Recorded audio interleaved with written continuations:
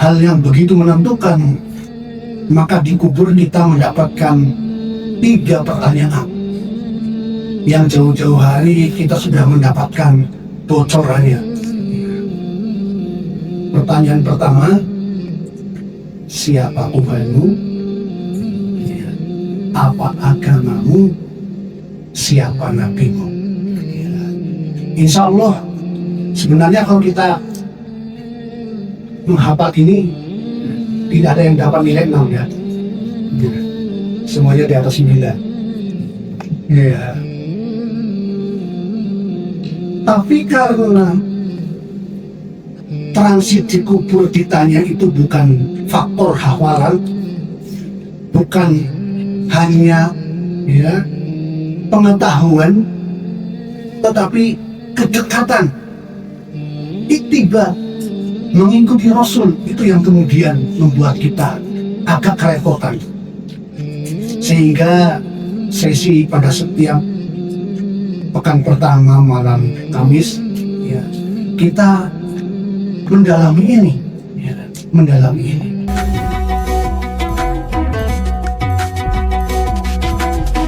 Nyaman hidupnya ya.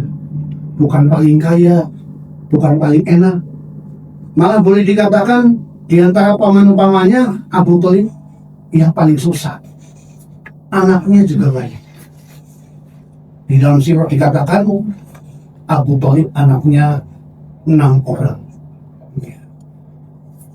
Ya, kemudian tinggallah di rumah Abu Thalib setelah meninggal kakeknya.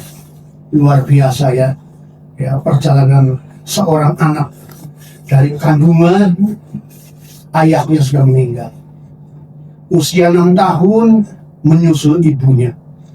Ikut mbahnya, kakeknya 6 tahun, 7 tahun, 8 tahun, mbahnya meninggal. Ya. Pindah lagi ke pamannya. Pindah lagi ke pamannya. Paman ini mewarisi apa? Fisik mbahnya. Gagah, berwibawa, melayani, mengayomi, dan seterusnya. Ya.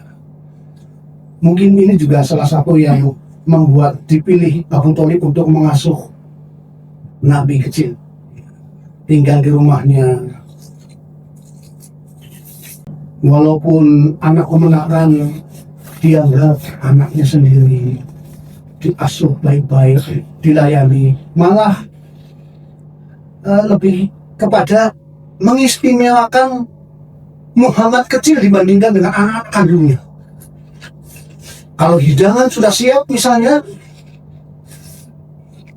Muhammad kecil belum tiba, tidak boleh ada yang menyentuh makanan. Tunggu dulu ya, tunggu dulu ya, untuk bisa makan sama-sama. Begitupun pada saat tidur, paman bukan tidur sama anak-anak yang lain, tapi paman malah tidur sama Nabi Muhammad SAW yang masih kecil, dijaga. Luar biasa kasih sayang, pengertian yang diperlihatkan oleh Abu Thalib kepada Nabi kecil ini, luar biasa. Ya. Walaupun nanti bilang akan disayangkan, ya. Luar biasa. Usia 8 tahun,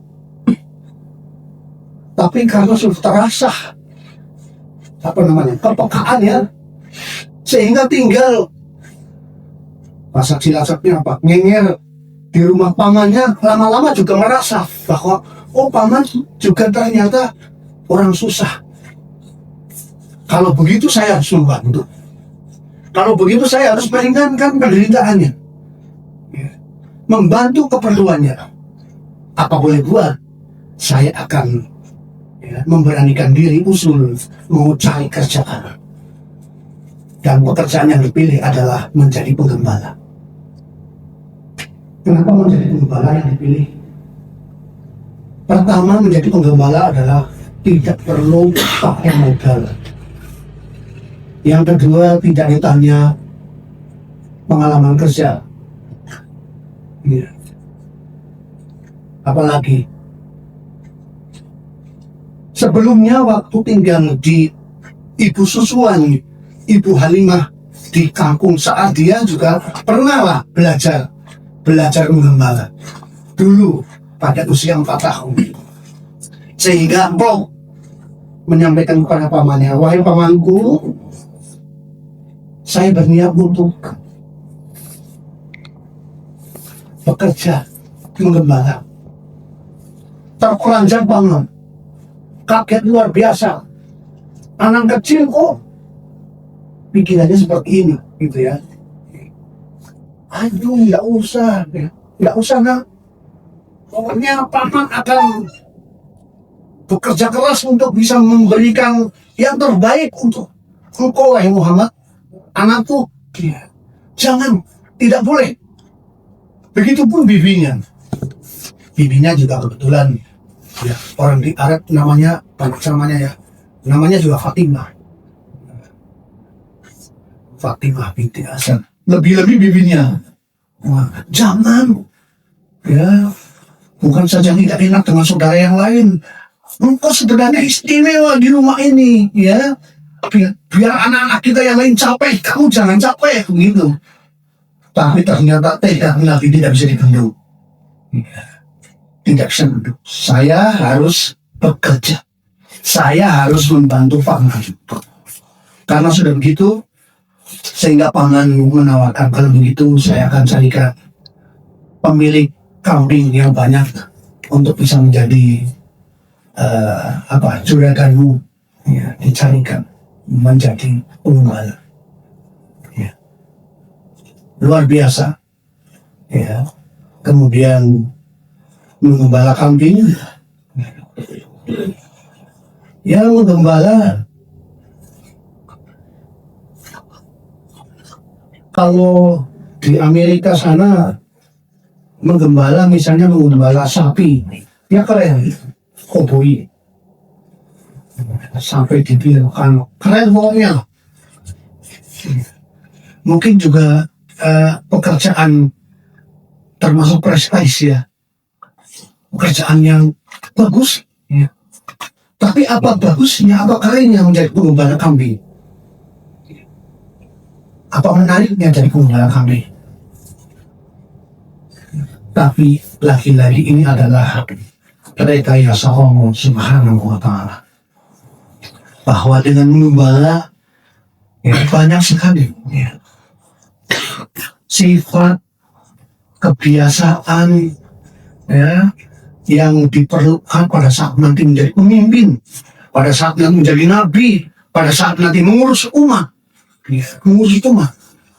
Bapak Ibu sekalian, saya kira di antara kita ada yang pernah jadi penggembala, ya, walaupun hanya beberapa ekor kambing, bisa merasakan bahwa lebih baik saya lapar daripada kambingnya lapar. Lebih baik saya sakit daripada gembalaan saya sakit. Begitu perhatiannya, perhatian.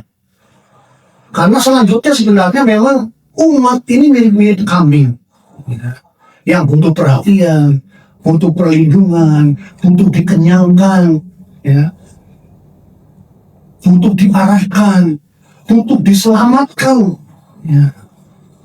Banyak sekali yang kemudian tumbuh, ya, sifat-sifat positif pada saat menjadi penggembala, ya, luar biasa. Dan pengembalaan ini ternyata dilakukan oleh Nabi kurang lebih 4 tahun, usia 8 tahun, 9, 10, 11, ya, sekitar itulah, ya. Kita menjelang usia 12 tahun, ya. 4 tahun, ya, di training secara alamiah, direkayasa oleh Allah, bahwa Nabi terakhir ternyata tumbuh kemudian sifat-sifat yang luar biasa. Dan sejak kecil memang sudah memperlihatkan keistimewaan, apalagi kelebihan hal-hal yang unik, Sampai ini juga suatu ulama mencatat ini salah satu mukjizat yang Nabi lakukan pada saat Mekah terdampak kemarau panjang. Sekian lama tidak turun hujan, paceklik dan seterusnya. Apa ini? Solusinya apa ini? Maka Abu Thalib sebagai tokoh masyarakat di sana berinisiatif bahwa ini kelihatan kemenangan saya istimewa. Dibawa ke Baitullah, disandarkan punggungnya ke Ka'bah. Kemudian Abu Thalib meminta kepada Tuhan yang Maha Kuasa, lantaran anak ini kiranya berkenanlah hujan bisa turun. Dan tidak pakai lama, ternyata kemudian hujan turun membasahi kota Mekah lantaran Nabi Muhammad SAW yang masih kecil. Bapak hadirin sekalian yang dirahmati Allah, 12 tahun ya, kemudian berhenti menjadi pengembala, mulailah diajak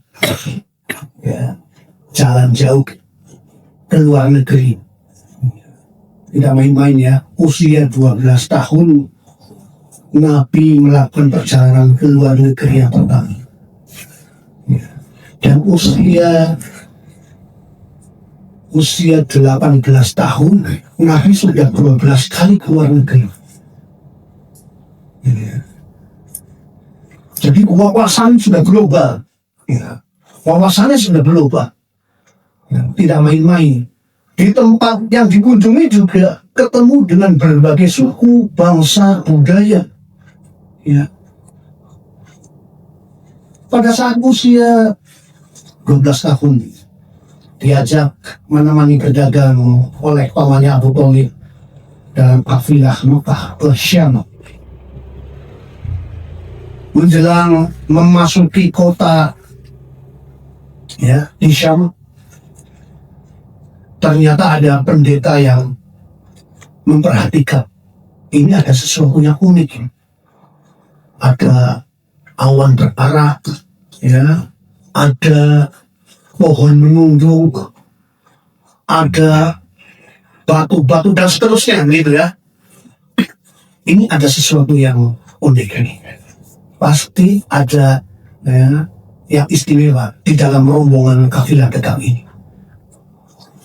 Sehingga dari referensi bacaan kita yang dilakukan oleh pendeta tersebut, pendeta Bukhairah namanya, pendeta ini menyediakan jamuan, hidangan. Nanti kalau rombongan ini tiba di tempat saya akan jamu, saya akan layani, sekaligus saya akan telusuri apa penyebab dari fenomena ini. Ya betul, setelah sampai di Syam, Abu Thalib beserta rombongan yang di dalamnya ada Nabiullah Muhammad SAW yang masih kecil, dipersilakan singgah, dijamu dan seterusnya. Dijamu dan seterusnya.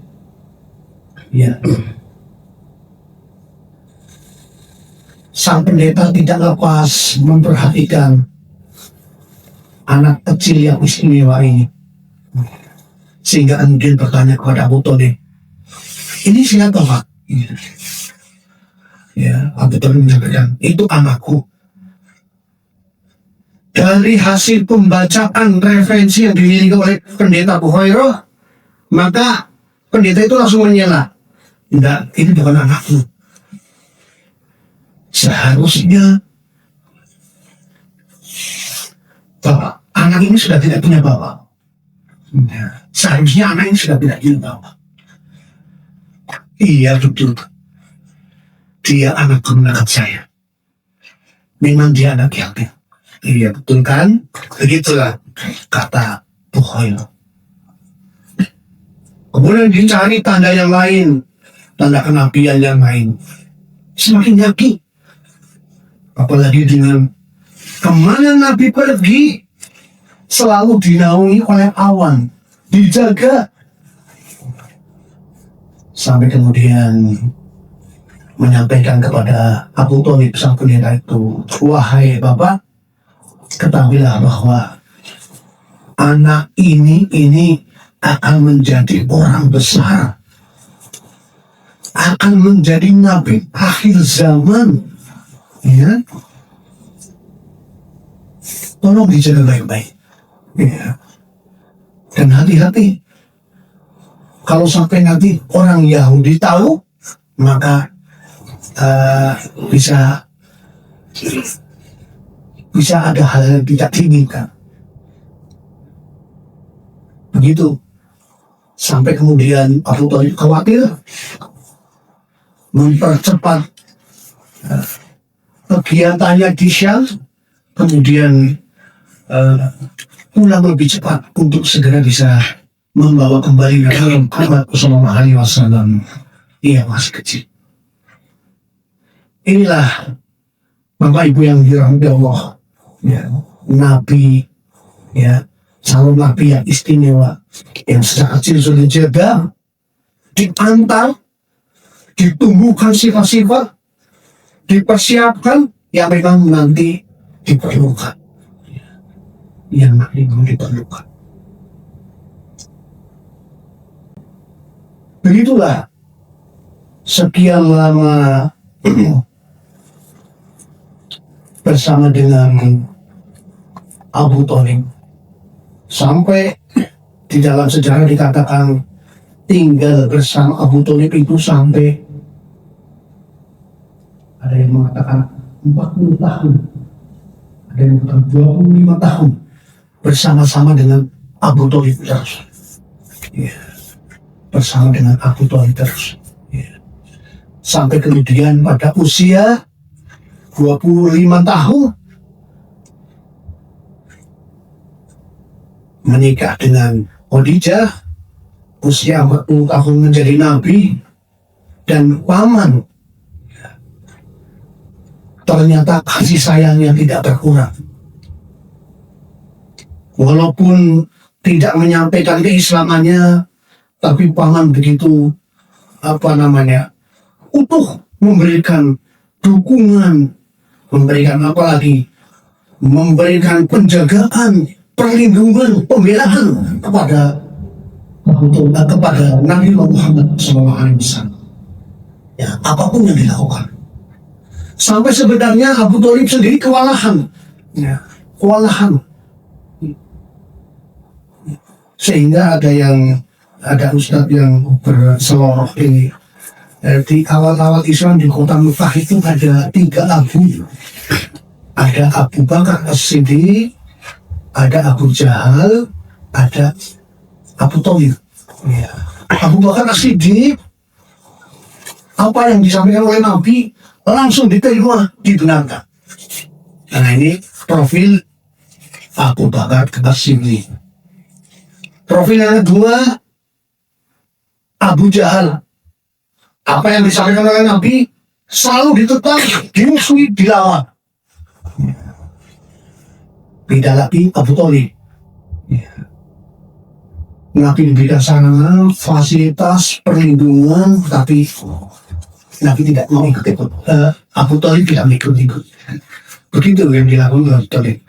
Sehingga ini ada Pak Ustadz yang nakal bilang, kalau yang ada orang yang memberi sarana, fasilitas untuk ibadah segala macam, kita mau ikut-ikut, itu profil Abu Thalib katanya. Keperluannya apa? Ya, semuanya dikasih, ya, dicukupi segala macam, ya. Tapi nggak ikut-ikut. Itu model Abu Thalib katanya. Mati dia. Ya. Sampai kemudian menjelang wafatnya usia 80 tahun, Abu Thalib belum mau bersyahadat, tidak mau mengakui keislaman. ini menjelang akhir-akhir hayatnya Abu Thalib dipepet terus oleh Abu Jahal sama Umayyah sama Nabi. Nabi yang coba ucapkan ya, asyhadu an la ilaha illallah wa asyhadu anna Muhammadar Rasulullah. Kalimat yang nanti ini bisa menjadi alasan saya membelamu di depan Allah. Ya. Terus disampaikan begitu oleh Nabi. Tapi di sisi yang lain, ya Abu Jahal, jangan Abu Thalib, memangnya kamu benci sama agama mbah kita? Ya. Begitu terus. Ya. Begitu terus. Dalam menit-menit terakhir, sampai kemudian di akhir ajalnya, ya, Abu Thalib menyampaikan juga seandainya ini pemuka Mekah tidak tidak memberi ancaman kepada saya akan memberikan sesuatu yang membuat lega kemenakan saya, tapi itu tidak bisa saya lakukan. Sampai pada akhir hayatnya Abu Thalib tidak bersyahadat. Sampai Allah menyampaikan di dalam salah satu ayatnya, innaka la tahdi man ahbabta walakinnallaha la yahdi man yasha wallahu a'lam bil muhtadin. Sesungguhnya engkau menginginkan ya petunjuk kepada orang yang kamu kasihi. Ini orang yang kamu kasihi, kepinginnya dia dapat petunjuk. Tapi Allah yang berkehendak memberi petunjuk. Wallahu a'lam bil muhtadin, dan Allah mengetahui siapa yang berhak mendapatkan petunjuk. Ya. Di saat Abu Thalib meninggal, sudah jelas Nabi sedih. Tapi yang kesedihannya menjadi bertambah karena meninggalnya belum sempat bersyahadat. Meninggal sedih. Ya. Tapi sampai akhir hayatnya tidak mau bersyahadat, sedih lagi. Ya. Sedih yang luar biasa. Sehingga para ahli sejarah mencatat tahun itu diberi nama Amul Huzn, tahun kesedihan. Sedih sekali Nabi, luar biasa. Orang yang selama ini memberi sarana fasilitas perlindungan, penjagaan, pembelaan, mati, meninggal, wafat dalam keadaan belum bisa, ya, belum bisa bersyahadat. Luar biasa. Tapi memang ya, namanya syahadat, namanya hidayah, itu hak prerogatif Allah. Syahadat adalah hak prerogatif Allah.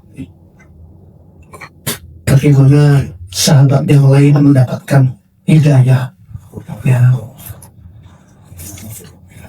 dan paman Nabi sendiri tidak mendapatkan hidayah. Ya, ini makanya hidayah ini sesuatu yang mahal. Ya.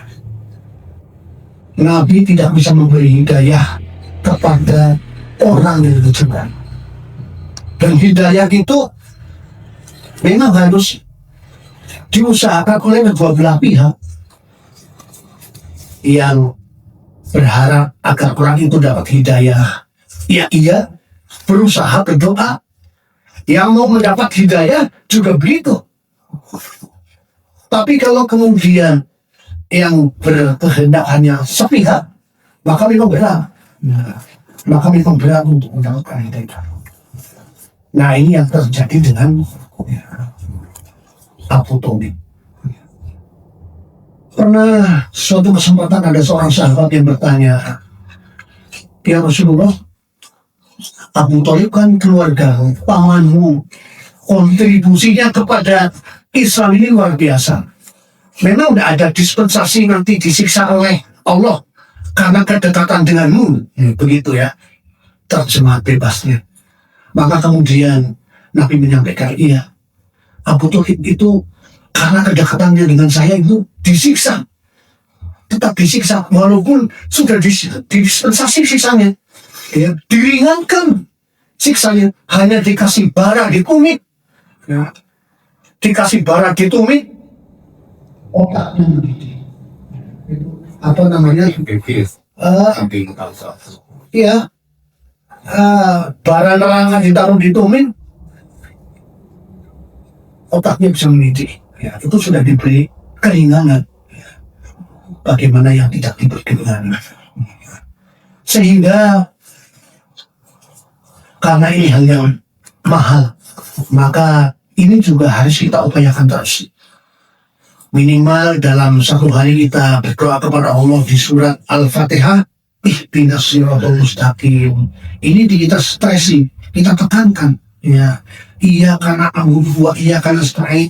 Hanya Engkau ya Allah yang kami sembah, dan kepada Engkau kami mau pertolongan. Pertolongan pertama yang kita minta kepada Allah adalah tunjuki aku jalan yang lurus. Tunjuki, minta tunjuk. Jadi jangan membaca Al-Fatihah cuma derminil, ya, tetapi harus kita stresin utamanya di, ya, dua ayat ini. Iya karena dua, iya karena nasta'in, ihdinas siratal mustaqim. Belum cukup, pada saat duduk antara dua sujud ada materi doa yang di situ kita juga minta lagi untuk memohon hidayah kepada Allah. Wah, ini tunjuki aku ya Allah. Masya Allah, ya, tunjuki. Kalau sampai tidak ditunjuki, luar biasa.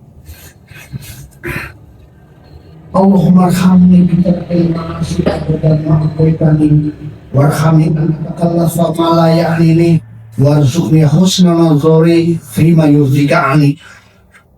Ya, Allahumma arhamni bitarkil ma'asi, ya, Allahumma rahmataka ajlu fala tahkimni ila nafsi tarfata aini waslih li sa'ni kullahu la ilaha illa anta.